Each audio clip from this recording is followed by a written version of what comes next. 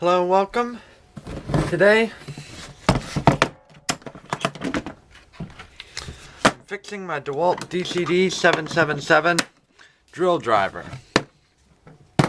So this is a great little drill. I've had it for almost 5 years.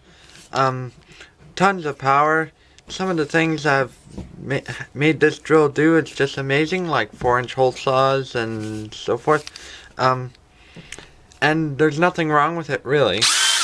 Works fine. The only reason I'm fixing it is because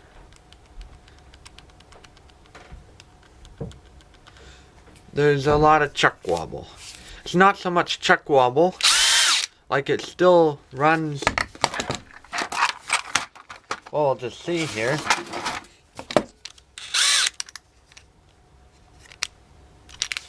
Hold on.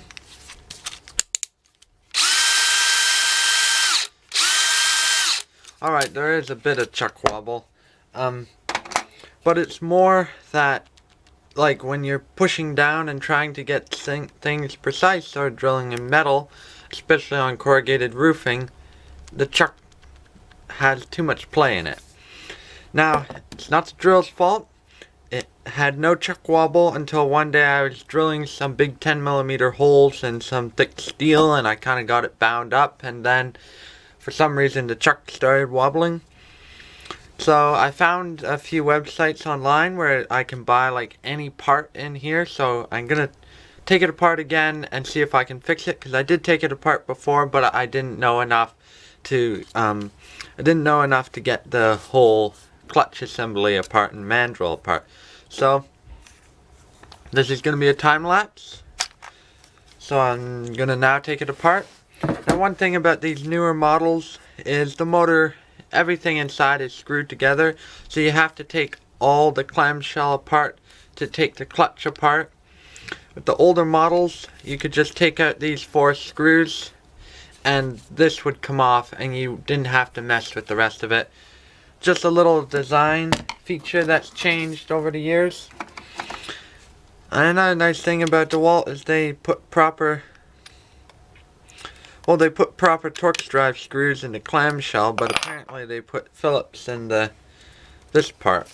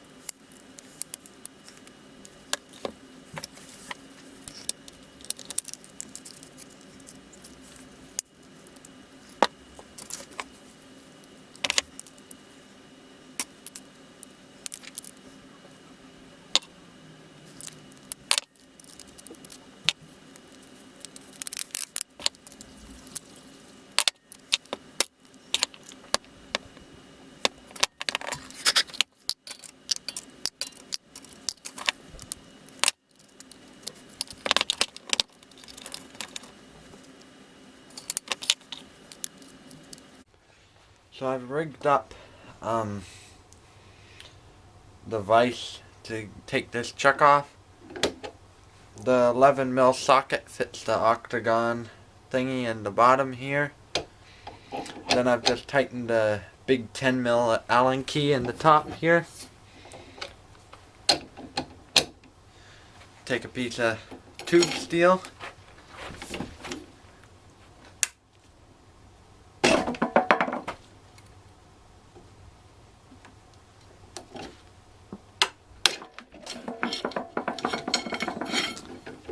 And there we go. The chuck finally, either the chuck is free or I completely mangled up this. Nope, chuck is free. Chuck's off.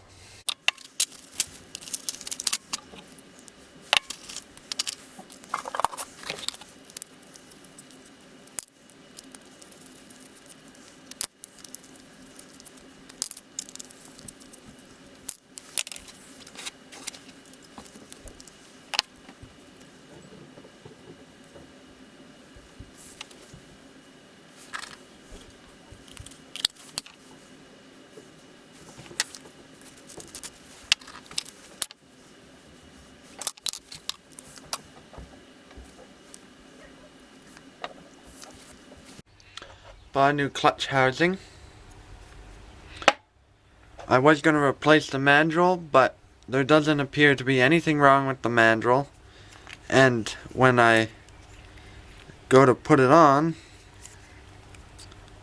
hold on, you have to push it and it fits snug. Whereas I'll show you with the old one.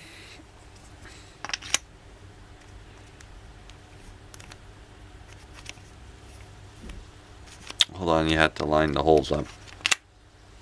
It just goes together. So I'm thinking that this clutch housing was the problem.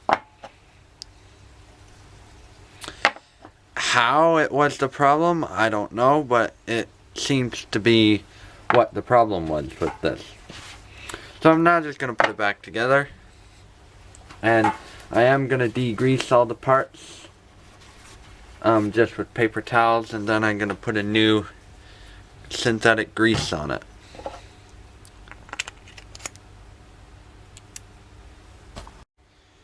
So I popped a bit of grease down there just so that it has some grease to run on. And now to start assembling it, washer, spring, then you put this thing on. So you just line the threads up on this piece, the end of the thread with the end of the thread on the housing. And then you put this piece on. It only fits on one way.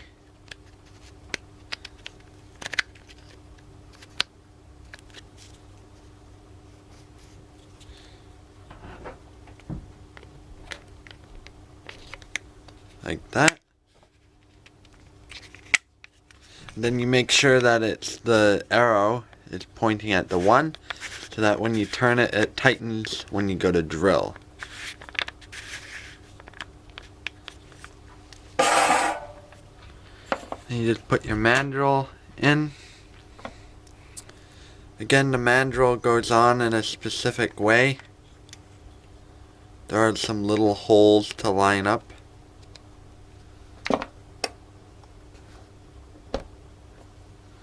Like that. Then you just put your screws in.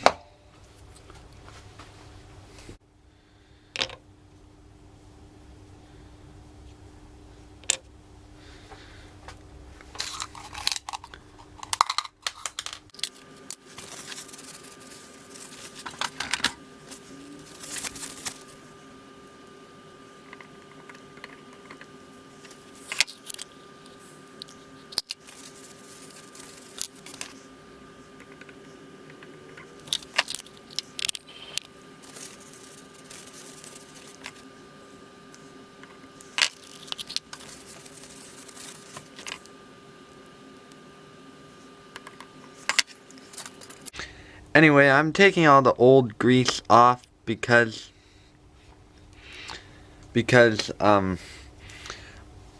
I've heard that perhaps when you mix greases, they can not like each other, I guess would be the technical term, and cause each other to thin and turn into liquid or something. So I'm just taking all the old grease off. I'm not sure what kind of grease used to be on this drill. I think, well, it's that color, but that's after a couple years of usage. I'm replacing it with this synthetic grease. It's just a general purpose grease. I've no idea if it's any good, but I'm gonna find out because I have it in 2 other drills and 2 impact drivers, so we'll find out if it's any good.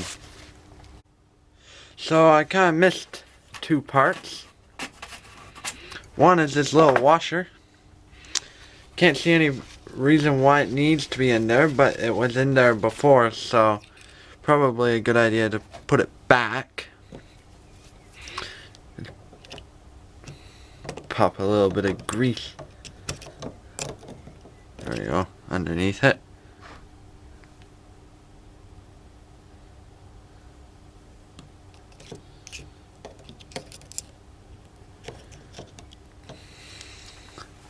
Alright. Yeah, next is this one.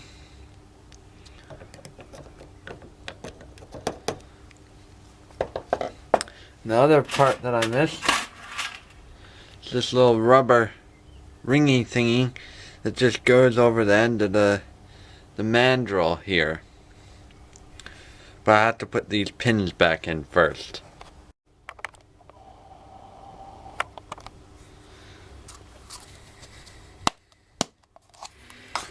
I found that just dropping these pins into place is a lot easier than trying to guide them with the pliers, and then if they don't go right in, you just guide them into the hole with the pliers.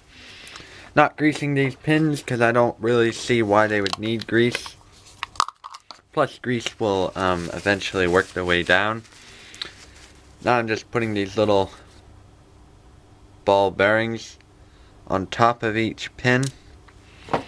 This is the clutch assembly. It's the thing that sort of makes the impact driver sound when you are driving screws and have it engaged. Turns out I got the wrong little sprockets in here.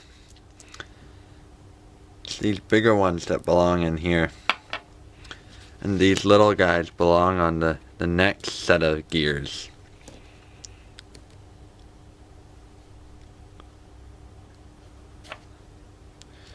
Good thing I caught that before I put it all together. Although pretty much the rule with taking power tools apart is it can only go back together one way that it will work properly. So if you put it back together and it sounds funny or doesn't work properly or just behaves funny, chances are you got it back together wrong.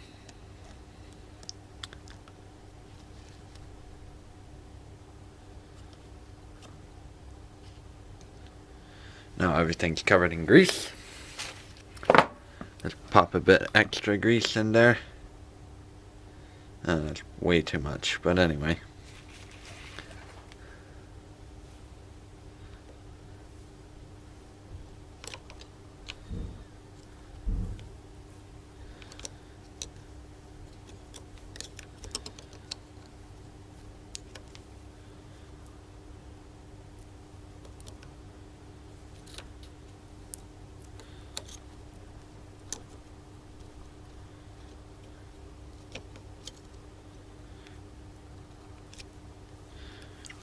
There you go. Yeah, that's better.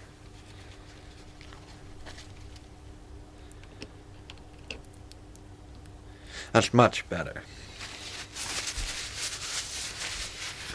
Anyway, I got the next piece apart just because I'm gonna re-grease the gearbox while I'm at the 2-speed transmission while I'm at it, because might as well.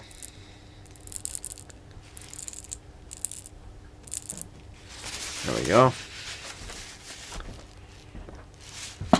The next one, the gears for this one are in here, because I hadn't taken them out yet.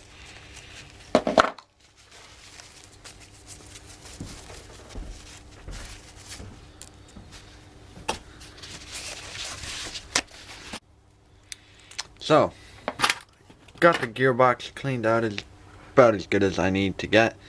I suppose how this works is when you switch it into a different gear, just moves that forward and disengages something or other, or I'm not quite familiar with how it works. Now I'm just gonna grease this up.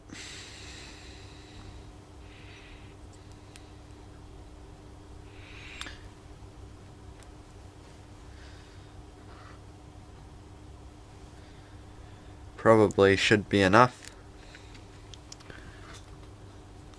Though I didn't grease the lower set of gears. This one.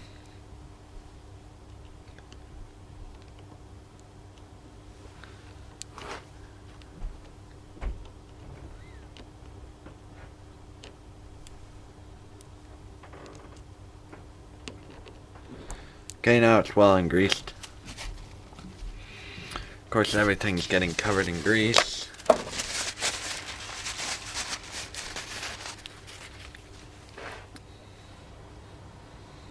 So, now for the moment of truth when everything goes back together.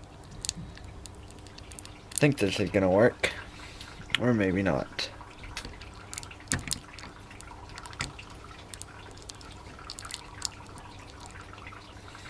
Probably do need to build part of it in here. I'll be back in a minute.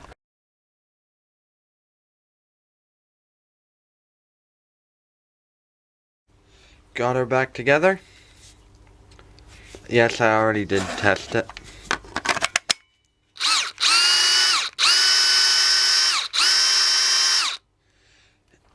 They kind of sound like they're struggling the first time you pull the trigger when you put fresh grease in. Now, I did put a little too much grease in this one, so don't put quite as much as I did, but anyway.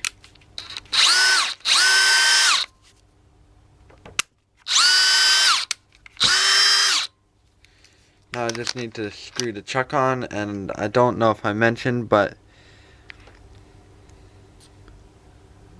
that's the Chuck brand, WEIDA. Never heard of it before.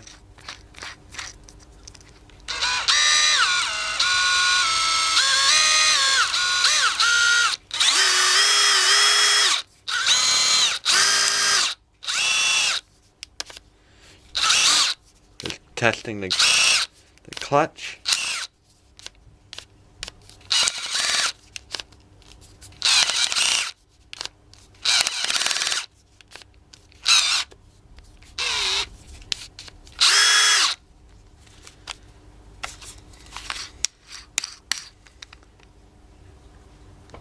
No chuck wobble. I fixed it. Good.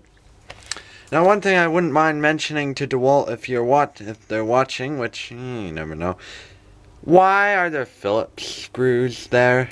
Like, they went through all the trouble to put nice Torx drives all through here, and then here they put Phillips, and also on the back.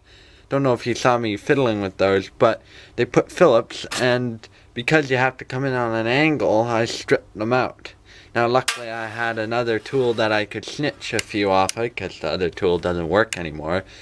But still, if they had put Torx or even hex screws, I would, or better yet, left more space to get a screwdriver in there, would have gone together better. Anyway, I now need to drive some screws to tighten the chuck on. And also drill some holes. So no chuck wobble.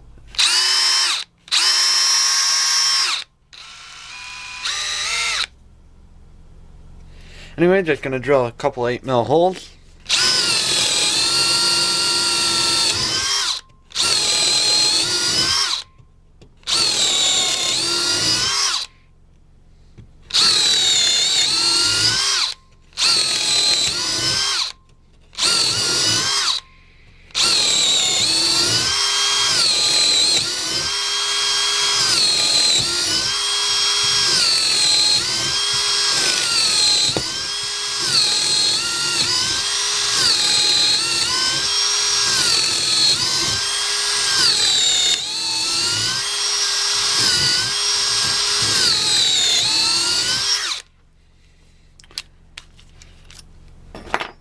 And then for the bonus content,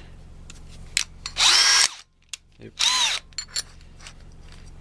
Now obviously, since I didn't really tighten the chuck on with a breaker bar and a ratchet, if I went to do unscrewing, a lot of unscrewing, the chuck might very well unscrew itself.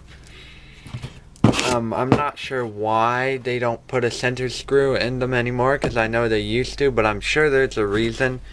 Probably because putting a center screw in the mandrel to hold the chuck on would be extra money, and maybe doesn't even work that well. I'll use speed 1 for this, and I'm just running a 1.5 amp hour battery.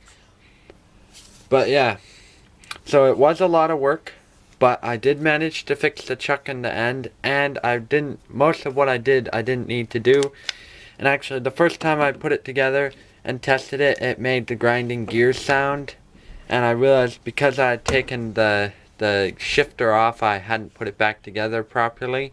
So if you do have to take the shifter off, because that's kind of how you have to take it, what you have to do to be able to put the screws in, make sure you put it back together properly, and you can grab the front and spin the motor before you put it back, like you put it all in the shell and stuff. Because if you can't grab the front and spin the motor going through all the gears, then chances are your gears are off somehow. Anyway,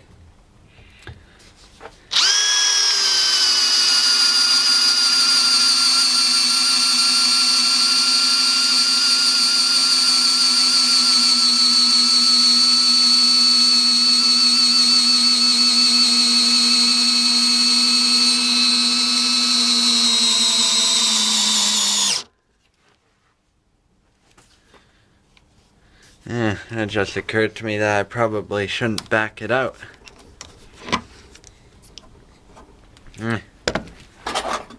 Anyway, thank you for watching.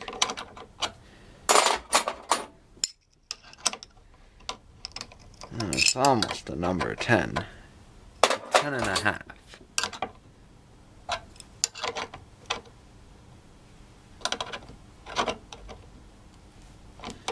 Thank you for watching.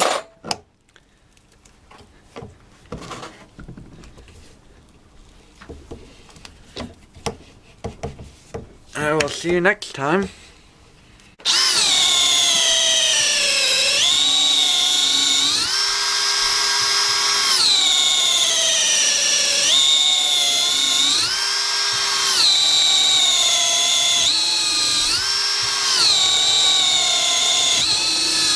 And for those of you interested, that's a 12 mil auger.